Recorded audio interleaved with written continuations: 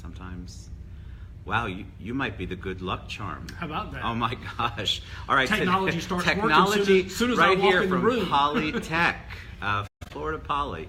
Hi, this is Ted. Hey everybody, it's the Ted Show, episode 46. I've got to get that right. Ted Show Live. We're coming from a much quieter room, kind of like we did yesterday. So let me know and make sure that you can hear me. We had a little bit of fuzziness on our test. So let me know that you can hear me. And I am with Dr. Randy Avent, who is the president of Florida Polytechnical University. Florida Polytechnic University. Technic, see? This is what I told him. Or Florida Poly for short. I like Florida Poly, and I also like what you did with the hashtags and the Instagram, and you did a good job. You might not know that, but I'm telling you, you did a fantastic job. Thank you. So I'm here with him. I've got his handler out to the side, and I want to make sure that you all can hear us. Foster Algier likes the video, so that means we're in good shape there. Thank you, Foster. But will you let us know if you can hear us? Maybe just kind of give us a hello.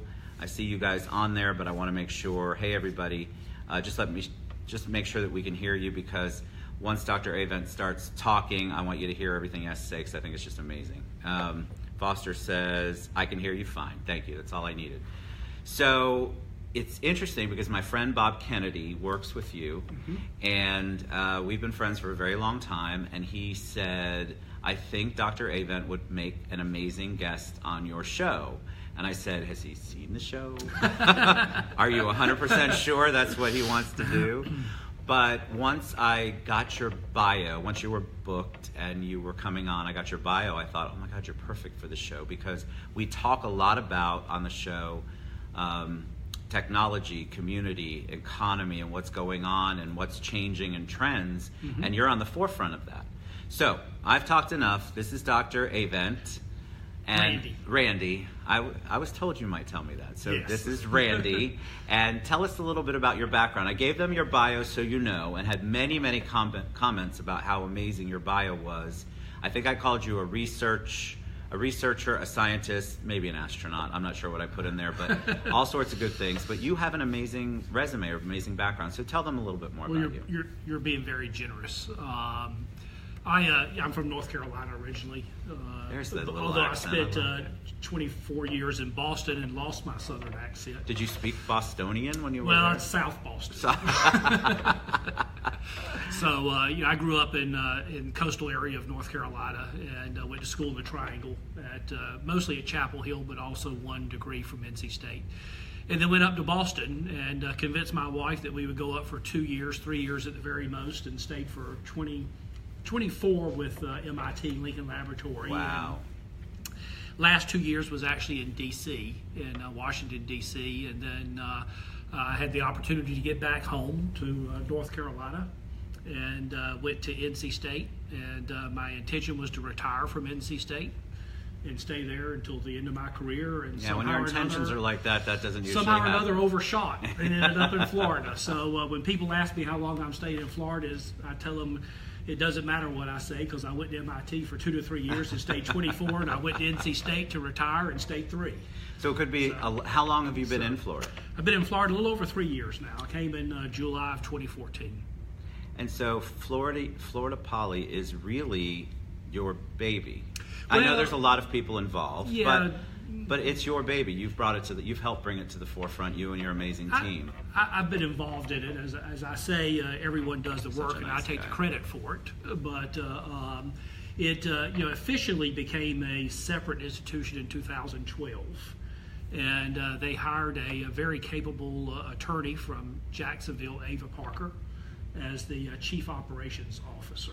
And she came down, and really she was the one that put the team together that got it opened into 2014. I came in 2014, about a month before we accepted the first class and started the university and opened it, and I've been there ever since. And what makes it different? What makes it a different university? And this probably, we were joking about how my research and development dollar budget probably could have got me a little more, but I think people like to hear that story. What makes it different than the other universities? What's the primary focus, which I know, but I think that would be nice for them to hear from you. Well, the primary focus is one of the things that makes it different, and probably the tagline that you usually hear, which is that it's a 100% STEM university. And if you're from North Carolina, that has 2 syllables. STEM. STEM. And of course, STEM is science, technology, engineering, and mathematics. And a lot of attention on STEM right now. And one of the reasons is that the Florida economy really rests on 3 pillars: agriculture, tourism, and retirees. And for the most part, those are low-skill, low-wage jobs. Right. So a lot of interest in Tallahassee to grow a high-tech, high-skill economy, high-wage economy here in Florida. And of course, the panacea for that is STEM. Right. And but what a lot of people don't realize is there are actually 3 types of STEM. There's behavioral sciences, psychology, sociology. That's STEM. Oh, I didn't realize that was part of that. That's STEM. Oh yeah, and those are sciences. Those are sciences. There's life sciences. biology, ornithology, herpetology, ichthyology, those types of things. Zoology. Those are also STEM. And the state of Florida graduates probably close to 2 times more of those than what's known as core STEM. Huh. And core STEM is engineering sciences, mathematical sciences, physical sciences. And like I said, we grow about 1.5 times more life scientists and about 2 times more behavioral scientists than core STEM graduates. But all the jobs are in core STEM graduates. And so Florida Poly is a university that's focused exclusively on core STEM, the engineering sciences, mathematical sciences, and physical sciences. I was going to say, I didn't say anything about birds. Isn't that boring? No, nothing like that. But that's not what's unique about the university. Almost all the universities here in the state of Florida have STEM, and they offer that. And quite frankly, graduate a lot more students than what we do. And so what really kind of makes the university unique is a little bit of how it was created, and then how we run the program. And as you know, there's lots of famous sayings. Peter Drucker says that culture eats strategy for breakfast every day. And so there's a revolution going on in higher education now. You almost can't pick the paper up in a week and find industry complaining that universities aren't addressing their workforce needs, that we're not graduating students that have critical problem thinking skills, and a lot of attack on higher education right now. Absolutely. And I'll tell you what, if you're an institution that's been around for 50 years, 100 years, 200 years, it's very hard to change and be responsive to that.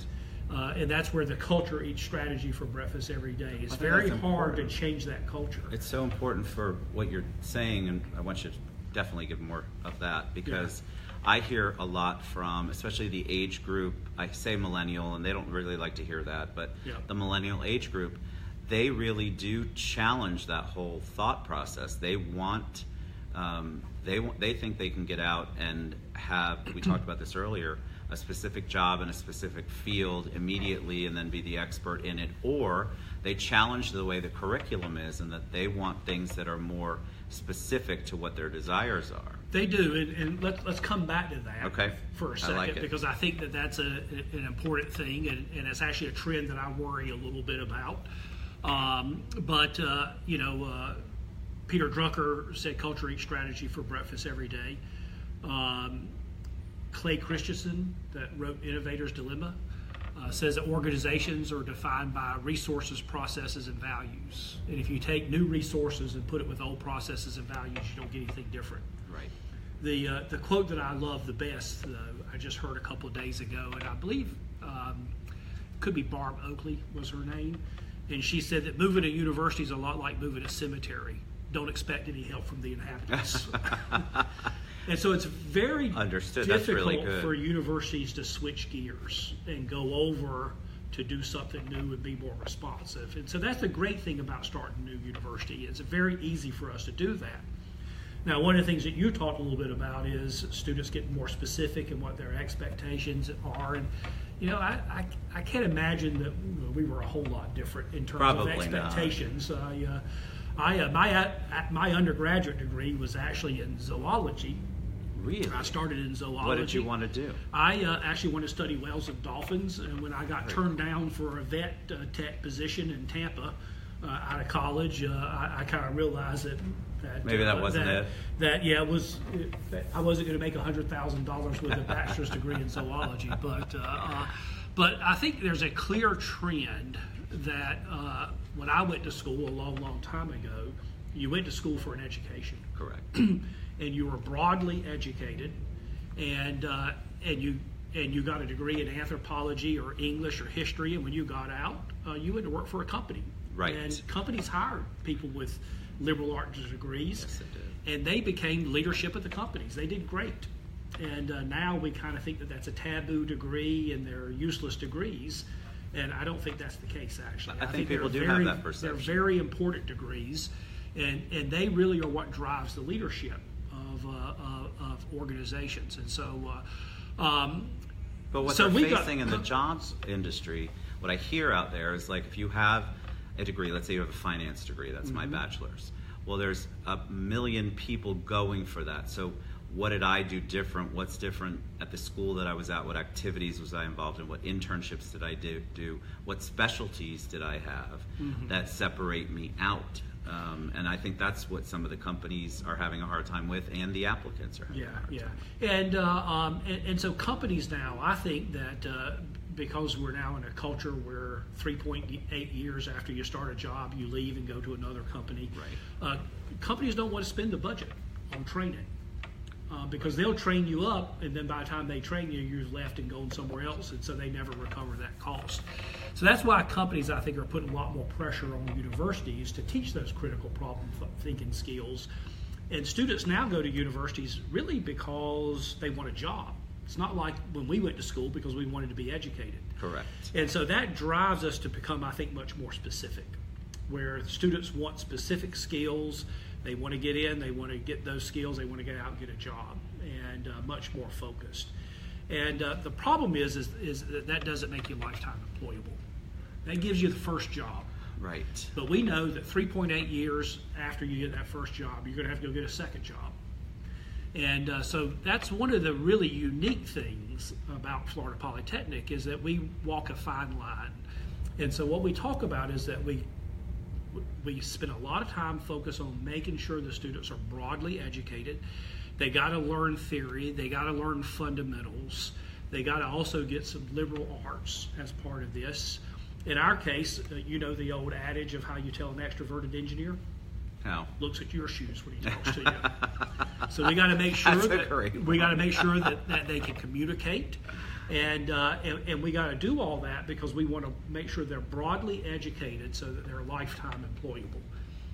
The problem is that I have some friends that have real jobs, and when they showed up for their real jobs, they weren't told to go sit in their office, turn a textbook to page 138, and do odd number problems. Exactly. Right? Exactly. Which is what most engineering programs do. And so what we did is we want to make sure that we mimic how they're going to have to work in companies. So instead of giving them really well-defined problems, you show up for work the first day and they say, we got an issue over here in this area. And students say, well, what's the problem? They go, well, I don't know what the problem is. You got to figure it out. Right? So you're giving them real life Give them real skills. world problems, Real right? world problems. The other thing is that you got to integrate everything that you've learned to solve those problems. You don't have to just read the 5 pages before the questions, right? The other thing that you have to do is you have to work together as a team. So you have to be able to communicate. You have to be able to work together. And so we're trying to teach all of those skills. One of the big focuses that we also are beginning to look at is what we hear is 92% of executives, according to an article in Wall Street Journal, say that soft skills are just as important, if not more important, than technical skills, the hard skills. What's a soft skill? Soft skill, communication, interacting with people. You know what? You can learn technical hard skills by taking online classes. You can't learn soft skills by taking online classes. Absolutely, that's true. You have to interact, you have to work together in teams. And so that's one of the things that we put a lot of emphasis is trying to teach those soft skills, trying to get them students where they can communicate, where they can work together in teams. And so that's a big focus of the university. But one of the other things that we're hearing from business is about leadership. and that, and particularly in this generation that was a digital age, that are digital natives, that a lot of social media, trying to mature them and get them where they can do leadership. And so one of the things that we're beginning to do is look at organizations like the Air Force Academy. Air Force Academy produces great engineers, but that's not their real goal. Their real goal is to produce great leaders. And so we're having discussions with the Air Force Academy and visiting them to look at how do they teach leadership, and then how do we put that into the curriculum as well. I think that's so interesting because of course, traditionally in the past, anything, I'll use engineering as an example, those were the people that you could walk across UCF campus and know exactly who they were because they were very focused, not necessarily communicative or super involved. And of course, I'm generalizing, but you would think that all of their core, everything had to do with engineering or math or both. And so you're right, there wasn't, in the traditional manner, anyone who was teaching them how to become a manager, how to become a leader, how to interact, maybe even how to do a presentation, which would be so important to what they're doing, especially now. It wasn't just that they were going to sit behind a desk and work out math problems all day long. When I was in school, I remember reading in the Daily Tar Heel about a study that MIT had done. And their supposition was they looked at major engineering firms across the nation, and they looked at the senior leadership, and their supposition was that most of them were going to be MIT graduates because it was the best engineering school in the nation. And what they found was hardly any of them were. Really? And when they looked into it deeper, what they realized was they did a wonderful job of producing engineers and teaching them engineering, but none of them could lead, none of them could communicate. So when you go to MIT now and major in engineering, it's a requirement. You have to have a minor in humanities because they're more well-rounded. They're trying to make sure that you're well-rounded. That's so important. important. And that's really important. Because back in the day, we also used to look at a liberal studies degree, and that was where you went if you had absolutely no idea what you were going to do, and you didn't want to take the hard math classes. Mm-hmm. And so it used to be, UCF especially, I know it's changed, but it used to not be looked at as something that was good, when in reality a lot of those people came out and had much stronger skills to do better things in business. Absolutely. And they had much broader perspectives. Much broader. Yeah, I was a math guy, and my biggest complaint is that at universities there's math classes for history majors, but there's no history class for math majors. Exactly. So I found the history and the English to be really difficult. And, right. But the math was always easy. But the thing is that what makes you unique, the university unique, is that you're taking an approach from a poly school, from a technic school, that now you're going to offer them things that they normally, traditionally, they may not have even gotten in high school. Mm-hmm. Because a lot of the high schools, they get them focused super early.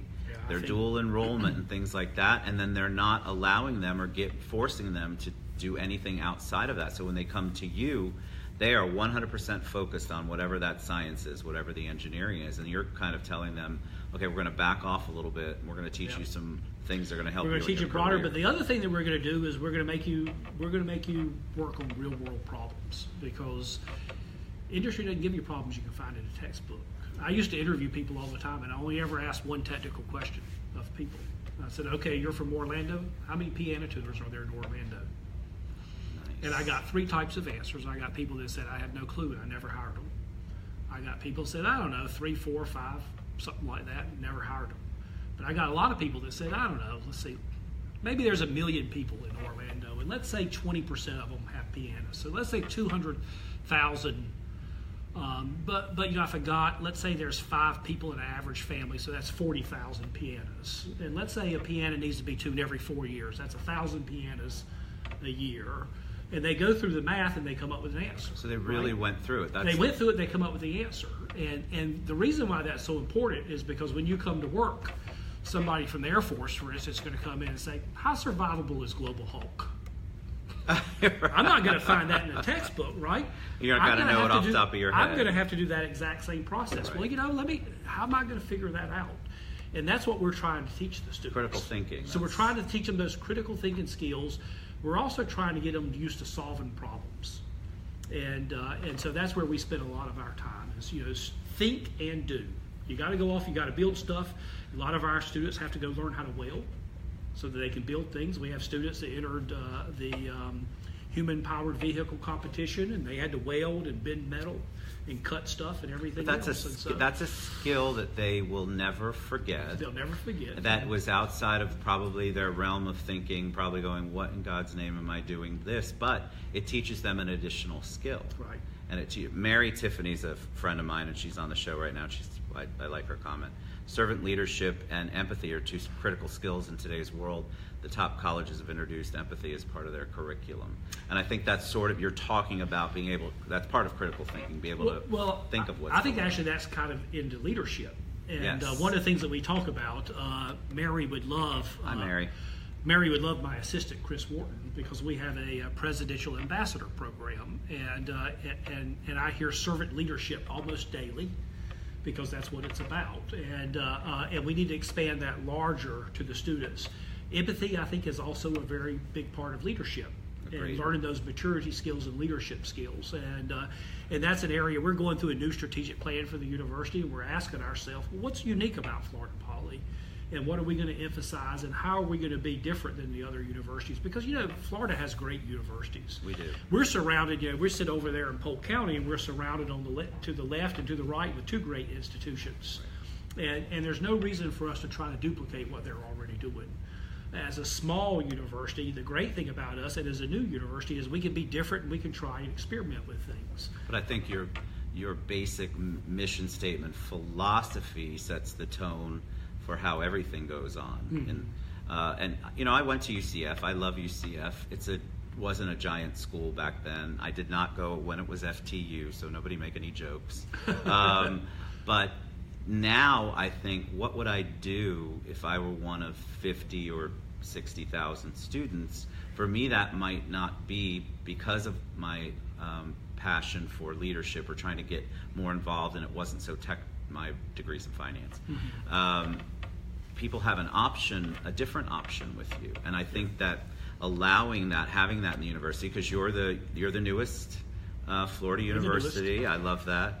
And we have large classes too. We have very large classes. Last year I taught a class in the fall semester. I had 9 people in it. I love it. What did you teach? I taught a digital signal processing class. Oh gosh, I probably have to look that one up after the show. I had to too. You had to too? Yes. That's good. And they probably didn't know any different, so you probably taught it. But that's the kind of stuff I think that this age group that are of college age that are coming out, a lot of them really are, they don't know it, but they're looking for something that gives them more of a broader spectrum. Mm-hmm. And teaches them things that just aren't jumping right into, like finance. I had to do general ed. I don't even know if they still do general ed. We do general ed, yes. But some of the classes I took in general ed, I still have never used. That doesn't mean anything. But I understood the process. Makes you a richer person. That's right. It certainly did. I'm sure you use it in some way. I probably do. Yeah. But it's good. I'm glad. Yeah. If I had to do it over again, I always say I would, because of the businesses that I'm in are very sales and people oriented, I would probably go with liberal studies, mm-hmm. so that I had even a broader education. But you don't know that at 18 when you're going in. Oh my God, I went into zoology, for God's sakes. I know. I can't believe, they turned you down for that, and look what it changed your whole life career. Well, I majored zoology degree, and I moved to Tampa. And my brother and I had a pharmaceutical consulting business where we validated pharmaceutical plants. And with a consultant business, you get to spend a lot of time where you're not working. Yep, you sure do. And laying in the pool in Tampa, and started thinking about it. I'd actually been accepted into a neurophysiology graduate program. Wow. And was at the end of the summer leaving to go to that. And but laying in the pool, it dawned on me that every life science program I take, I really struggle to make a decent grade in, but every math class I take is easy. And so then you just had the epiphany. Maybe I'm in the wrong area, and so it takes a while. And I think that's a lot of what university is about. There's a focus certainly here in the state of getting everybody in, getting them out in 4 years. Right. No excess classes, but I think a lot of university is about exploring. Well, isn't that sort of what trying different things and seeing what you like? Internships are or getting, like my daughter, she thought she wanted to go to law school after college. And so I have several friends here that are judges, so I said, well, why don't you do an internship with them over the summer before we commit to 3 more years of college. And she was so happy she did, because that is absolutely not what she wanted to do. Yeah. So sometimes internships help build what you do, or they help show you this is not at all what I want to do. I remember a research that was done a few years ago. I was certainly prior to 2014, and they looked at the #1 predictor of whether students got jobs when they graduated. What was it? It was not what school you went to. That was actually a very poor predictor. Even more impressive, it was not what you majored in. Very poor predictor of whether you got a job. #1 predictor, biggest factor is whether you did an internship or not. Really? All of our students have to do internships. That's awesome. It's a requirement for graduation. That's awesome. And I tell you, it's incredible. We have over 200 industry partners. NC State's been around forever. They have a nationally recognized research park called Centennial Campus. They have 70 industry partners. We've been around for a little over 3 years. 200 industry partners. 150 interns last year, 113 different companies. Do you think that's also because of your mission statement and what you're trying to accomplish? I think it's a little bit, but I think it really has a lot to speak for the area around here, for Florida, and the high-tech corridor, and Orlando and Tampa, and just how excited of an area it is and how much is going on. And I think that plays a big role in it. I'm glad to hear that. I think internships, I didn't have to have any when I went, and I wish I would have. I probably, again, would have changed my degree to something different if I had worked in the field. I worked at Granny's Donuts. God, Granny's Donuts. That was your internship right there. Yes. That was a paid one, hopefully. But I think they really do. They come in and they have this idea of what they want, and really the internship gives them that real-world problem-solving opportunity. It does. And if they don't do any, if they don't get involved in what their major is, like my son's a stats major with a sports analytics minor. Oh. So I've hooked him up from an internship perspective with people locally who kind of work in that industry, both sports and math. Yeah. And some of it he loved, and some of it he's like, okay, I am so glad I'm not doing that. But how would he know? What if he went through his entire major and all you do is your core, all you do is your classes, and you have no real world experience? And one of the things we're trying to do is we have a course called Introduction to STEM. And we're trying to actually expose all of the students to the different majors. That's awesome. And we have a spectacular vice provost that is in charge of pretty much everything that no one else has. She takes it over. And one of the things she's done is she's taken over career service as an internship. And so she brings in people that are electrical engineers, and they talk to all the students, and they say, well, this is what an electrical engineer does. Right. And this is what our job looks like every day. And that can be really important. Very eye-opening. And then you go, well, okay, this isn't exactly what the book. Maybe this isn't what I want to do. Yeah, and I'm happy to hear that. You know, we're way past time. I don't know if Vanna behind us was going to tell me if it was 1:30 or not. Sometimes I have somebody walk by and go, and I'm very cognizant of your time. So tell them just a little bit more and kind of your mission statement as far as the university. We've talked about it in general, and and it's in your bio. I think there's some things in your bio about it. But I think that the way that you've created, and not by you, I mean your entire team, but I'm saying you all, have created that the university is unique. And because it's new and because you are changing things as you go, kind of morphing as you go, you're probably going along with the way technology in the world is changing and realize that you have to be somebody who can change as well. Yep. What do you see out there as far as some of the trends? Well, as I mentioned, we're going through a new strategic plan now, and we have looked at trends against higher education, legislature, jobs, industry on many, many fronts, and we're really kind of absorbing all that now. Certainly, higher education will continue to be the flywheel for the state budget. Right. That when revenues are down, it's a large chunk of money that can be pulled from, and so we'll continue to have funding challenges in higher education, and those pressures will continue.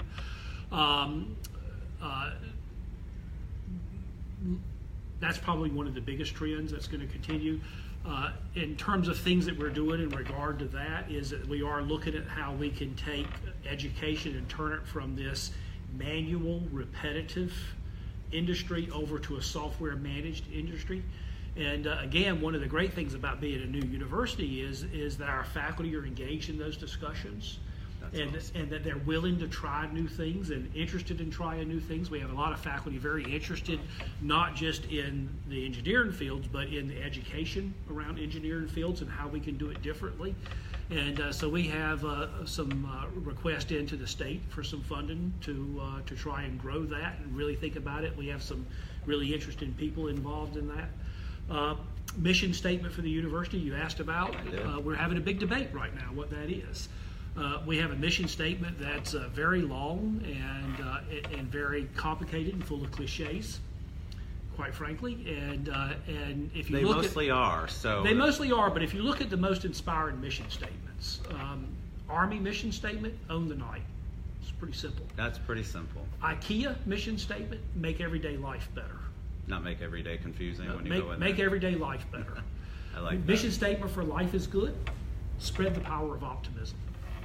And that's the statement. And you're right. Everybody knows it. A lot of the cliches are stuck in a lot of the longer Everybody knows ones. it. Yeah, I agree with you. And so we're going to a really short mission statement, and we're having discussions about what that is. One of the things that I've said is that it probably won't be our mission statement, but we know exactly why we were created at the university. We were created because state wanted to catalyze economic development within the state of Florida. And we take that very seriously. We're not apologetic about it as an educational institution. We take it very seriously. Now, whether that mission statement would fly in accreditation circles and all is a different story. We've talked about mission statement as simple as produce highly sought after graduates. But that's not broad enough because it doesn't cover the research mission so much. Sure. Research is a big piece of what the university does. I testified last week before the House Appropriations, Higher Ed Appropriations, and I said, at the end of the day, if we do the education mission well, what we do is we produce a graduate that has great skills. They fill an existing need or fill a slot that's at an existing company. That helps the economy, but it's a really long, slow way of growing an economy. Correct. If we want to really grow a high-tech economy in the state of Florida, we need what the military calls a force multiplier. And for universities, that's research. Research. We got to grow a strong research component. And one of the great things about the university, or one of the bad things about the university, is we're a university sitting in the middle of a cow pasture. One of the great things about the university is we're a university sitting in the middle of a cow pasture. Right. And so lots of opportunity to grow the research infrastructure around the university, and we're working hard on that as well. You've been such a pleasure. I could listen to you forever. 36 minutes. We usually don't go that long, but I could just listen to you talk. I think your energy and your passion about the university is palpable, and I think people can pick up on that. And I think that's just such a great thing in this day and age. And I think that's what the students are looking for, and probably the faculty that come on board. So thank you so much for taking time out, Randy. I appreciate it. Thank you, Bob, for setting us up. It was so great meeting you. Thank you guys for tuning in. We love you. Thanks for the support. And now Bob's going to hit the little finish button.